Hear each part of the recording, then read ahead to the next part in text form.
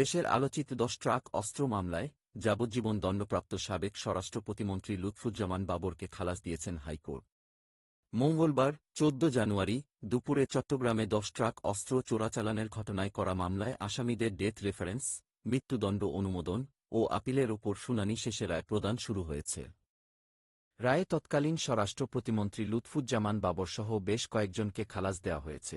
বিচারপতি মোস্তফা জামান ইসলাম ও বিচারপতি নাসরিন আক্তারের সমন্বয়ে গঠিত হাইকোর্ট বেঞ্চ এ রায় প্রদান করেন।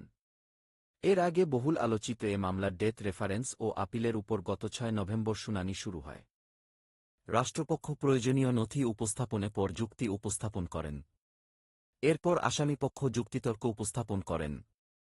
উভয় পক্ষের শুনানি নিয়ে হাইকোর্ট আজ রায় প্রদান করেছেন। ১০ ট্রাক অস্ত্র আটক সংক্রান্ত দুটি মামলার মধ্যে চোরাচালান মামলায় বিশেষ ক্ষমতা আইনে সাবেক শিল্পমন্ত্রী ও জামায়াতের আমির মতিউর রহমান নিজামী, সাবেক স্বরাষ্ট্র প্রতিমন্ত্রী লুৎফুজ্জামান বাবর এবং ভারতের বিচ্ছিন্নতাবাদী সংগঠন উলফার সামরিক কমান্ডার পরেশ বড়ুয়াসহ ১৪ আসামিকে ২০১৪ সালের ৩০ জানুয়ারি মৃত্যুদণ্ড দিয়ে রায় দেন চট্টগ্রামের স্পেশাল ট্রাইব্যুনাল ১-এর বিচারক এস.এম. মজিবুর রহমানের আদালত।